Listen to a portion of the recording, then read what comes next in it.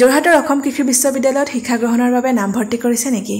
হোষ্টেলৰ সলনি এফৰ্ডেবল প্ৰাইচত এটা ভাল সম্পূৰ্ণ সেফটি থকা কেম্পাছৰ নিচেই কাষত এটা ঘৰুৱা পৰিৱেশত পিজি বিচাৰে নেকি? তেতিয়াহ'লে এইটো ভিডিঅ' আপোনাৰ বাবেই। আৰু এনেকুৱা পিজি বা প্ৰাইভেট ভাড়াঘৰত থাকি পঢ়িব খোজা কিছুমান ছাত্ৰ-ছাত্ৰীৰ বাবে সুবিধা হোৱাকৈ আমাৰ এই চিনাকি দাদাজনে কেম্পাছৰ পৰা অলপ দূৰত এটা পিজি নিৰ্মাণ কৰি উলিয়াইছে আৰু এই পিজিটো কেনেকুৱা দেখিবলৈ কি সুবিধা আছে কেনেকুৱা ধৰণৰ সেই বিষয়ে জানিবলৈ আজিৰ ভিডিঅ'টো বনোৱা হৈছে। আহকচোন দাদাৰ মুখেৰে শুনো পিজিটোৰ সুবিধাসমূহ কি কি। আপোনাৰ 24 ঘণ্টাই ইলেক্ট্ৰিচিটি পাব, 24 ঘণ্টাই ৰানিং ৱাটাৰ পাব।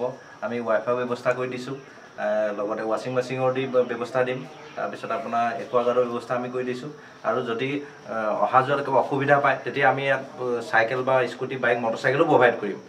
যিমান পাৰোঁ আমি সুবিধাখিনি দিবলৈ চেষ্টা কৰিম। এই পিজি কেইটা মই ৰিকমেণ্ড কৰাৰ কাৰণ এটাই আছে যে এই পিজি কেইটা আনতকৈ অলপ কম দামতে পাব আপোনালোকে, বহুত স্পেচিয়াছ হয় আৰু গোটেইখিনি সুবিধা ইয়াত আছে। দাদাই যিহেতু সকলোখিনি সুবিধাৰ কথা ক'লেই, আৰু যদি আপোনালোকে বিচাৰে তেন্তে ভিডিঅ'টোত ওলাই থকা কণ্টেক্ট নাম্বাৰ কেইটাত যোগাযোগ কৰিব।